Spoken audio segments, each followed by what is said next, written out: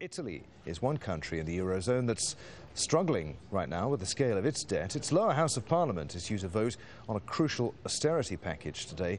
The government hopes to save some $99 billion through the cuts. Let's go live now to Rome.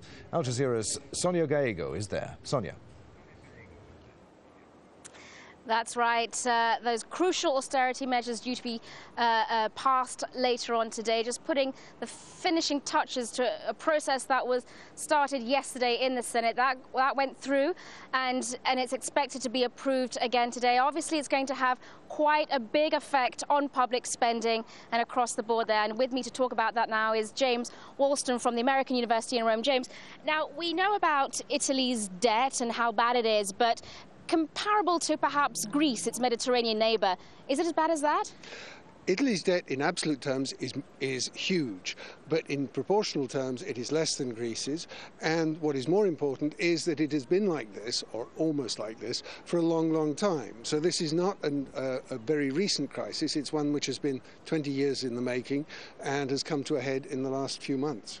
And we've seen a lot of political instability, or certainly turmoil and bickering between the finance minister and the prime minister himself, Berlusconi. But that seems to have quietened down. Has there just been a realization that this is just too big to ignore and too big to sort of continue to bait for any longer? They're all of them very fragile, but just because they're fragile, they can't afford to be too tough with each other. Berlusconi very clearly would have liked to have fired Tremonti many months ago.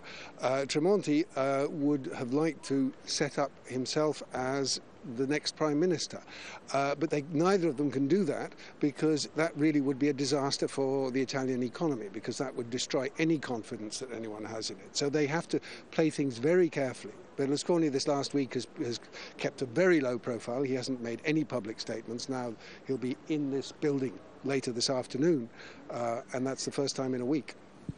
We've obviously seen we know that there are going to be substantial cuts, certainly in public spending, but have we heard any hints as to exactly what is going to be cut and how? Because it seems a little bit vague at this moment in time. A lot is still very vague, but there are going to be very serious increases in health service charges, which will hurt the regions, because they manage the local governments, they manage the health service. There will be cuts in various tax deductions, which will possibly increase tax evasion, which is against the general intention. There will be big cuts to local authorities, which will cut social services. Precisely where they're going to go, we don't know. And the most important point about the whole budget is that most of it won't kick in for 2 years, until the next government is in power. Now, we're anticipating quite a lot of resistance to these cuts, and certainly so far we've seen people, we've spoken to people that are not at all happy about this. Is there any indication that the Italian public is really going to kick off with a certain amount of resistance as to we've previously seen before here? I don't think we're going to have the same sort of unrest that we've seen in Greece, but there's certainly a great deal of unhappiness.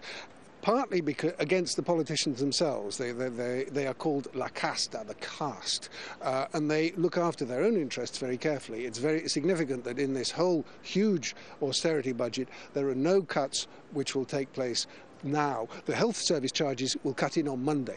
The cuts in MPs' wages will cut in the next parliament in 1.5 years' time. That causes huge resentment, plus the fact that one newspaper this morning calculated that each Italian family will have to pay another €1,000 per annum. So there will be a lot of resentment.